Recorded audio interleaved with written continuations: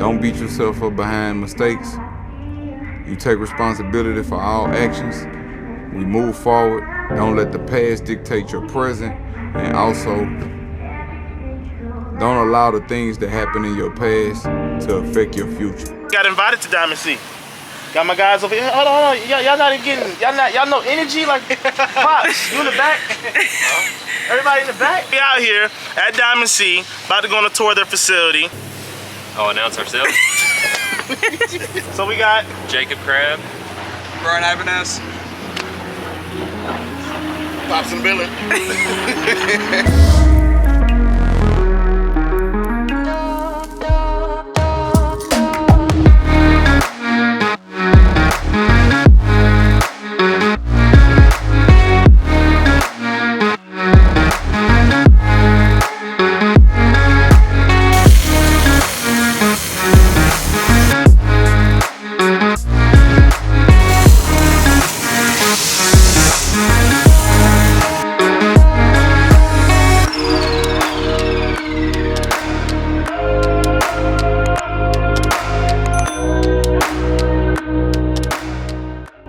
to see is the full production process, from where the steel comes in off the truck through weld fabrication into the prep and powder coat and then final product. So it's a great thing to see when you get to kind of understand all the different steps throughout the process and what comes out to be a Diamond C trailer. Hey man, look, so check this out. We out here at Diamond C, y'all. Diamond freaking C. Just in the color of the metal, where it's taking kind of that surface layer off and changed it to that kind of white color. That's what they're looking for as they blast it. Now it's ready to go into the wash, and they'll wash all that mess off the top of it.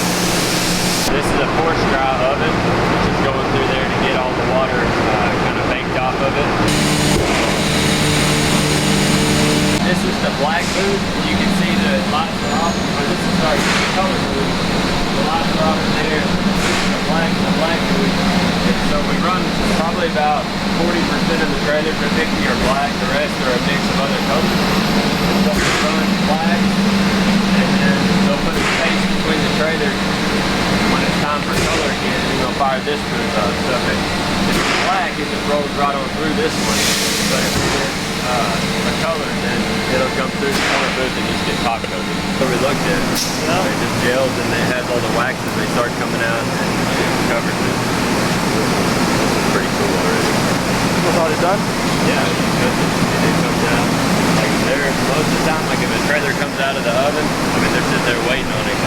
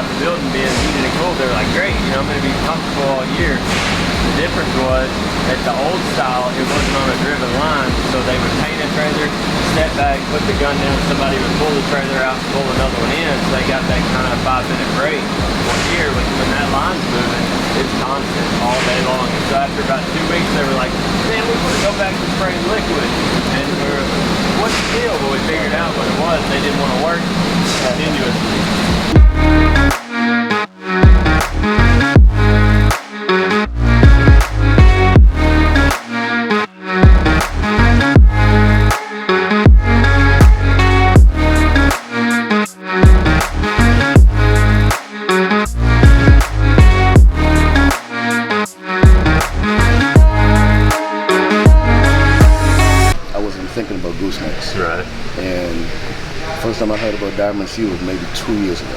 Oh, okay. You know, which is not good. I heard about Kaufman, and again, it's probably because of price point. I heard about Big Tex, and I heard about PJ.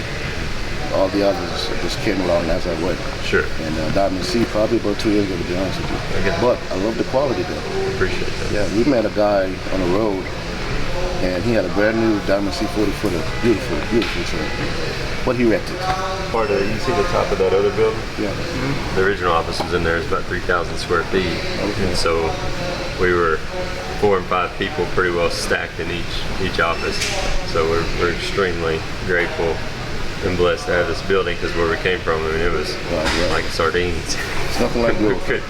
We couldn't hardly breathe, and like literally, we moved in on March 13th, and then on Monday started doing business, and that's when COVID, I mean, the world shut down.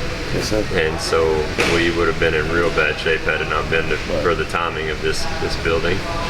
It was crazy because this was a 2-3 year long project that started and stopped. It started just depending, you know, when as we got it done. And so the moving in here at that point in time was definitely felt like a divine kind of appointment, divine timing to get in here because of how everything was going. But Here, Rhonda, especially in, you know, where it's salt and snow and all that up north. Taking to build that car? one of our lead designers built, we did everything, like pieced it all together himself, built the bumper, the whole front end, did all that. I thought it was cool when I saw it.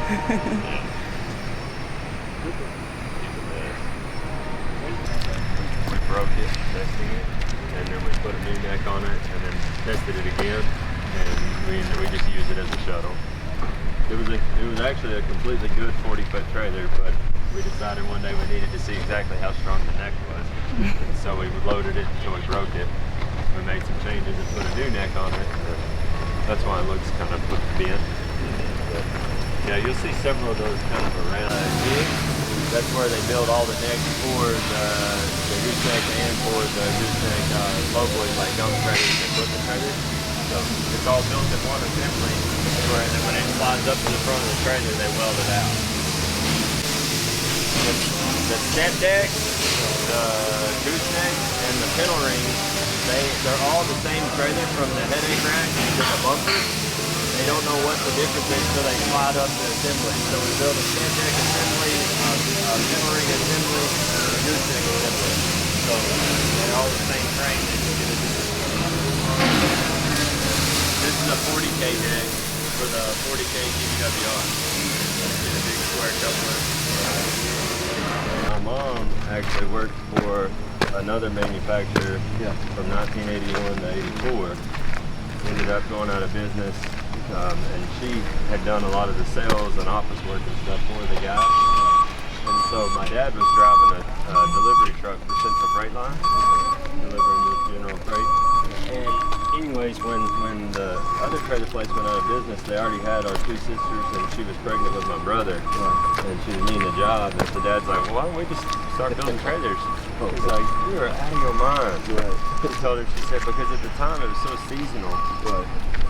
That in the wintertime, her boss would lay off everybody, and in the spring, summer, he would hire everybody back. And she said, I can't do that to people. He said, you gotta promise me that if we do this, if it gets slow, you'll go get a paper route, you'll deliver the mail, you'll do whatever it takes to, to feed these people. And so they borrowed a little bit of money from her dad and put up a pole barn behind our house. And my dad had always been into body work on cars and driving, and just, he was a pretty meticulous guy. And so they started building a few trailers at night and painting them at night when he was off work from driving, and then he would take on the weekends, he'd take my sisters and they'd go deliver them. He did that for about 1 year around the clock. And finally they built up enough business where he could quit driving the truck for Central Freight Line and started trailers full time. And so they started in March of '85, and they moved out here in March of '93. American Dream story. Right. Tons of what you don't see, what most people don't see or know, is all the obviously the ups and downs and that it took to get here. The years that it took to get here. That's right.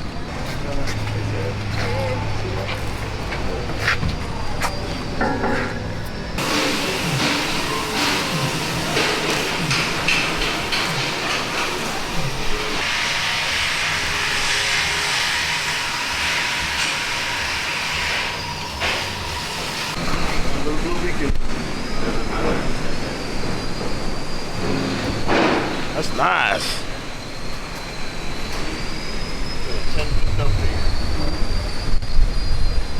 We took the same exact frame back, and we just built a step assembly for it. Hydraulic dovetail?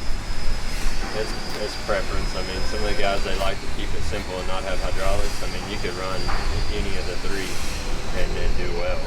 You know, there's a lot of guys who don't run much equipment. They do the straight deck, and they love it because it's maximum ground clearance and less to go wrong. There's nothing to mess with. But max ramps are in between. That's probably the most common is max ramps, and then hydraulic dub. You got guys who love. We'll tour the facility, the powder coating room, the beam room, just everything that how you manufacture the trailers themselves. He gave us a tour of the whole facility, man. It was dope. It was lit. It's just really cool to see what really goes on to make these trailers. Diamond C, I see why Diamond C is Diamond C. They really go above and beyond for their trailers. We got to see the step deck trailer. Like I said, the powder coating room, the powder coat room was probably the best part of the whole tour. I actually enjoyed that. I thought that was pretty dope. Just to actually get to see it firsthand, that was pretty cool. Maybe build you out a couple of different variations, like what you feel like would be ideal for you, and then you can send them to me. I can go over them and be able to say, okay, this is what we can do. You know, these. Say you do one that's doing air ride, one do a standard, one suspension, and then we can look at them and let you and your dad look over them, and y'all can tell me, you know, if it's something that'll work for you. Controls. There's two compressors here. That's your load gauge I was telling you about, so you can see how much they got you loaded. You can dump all the air out if you need a better load angle. You can dump the air out of the bags, water separator. You can actually use this as an air compressor if you need to air up a tire or whatnot. And then also you can force air back into it to say that for some reason batteries die or compressors go bad, well, you can actually air up your suspension using this valve as well. So it's got a voltage gauge, tells you the voltage of your batteries. Yeah, I want to air ride. This is nice. It's pretty cool. If you have not seen a Diamond C, come see a Diamond C.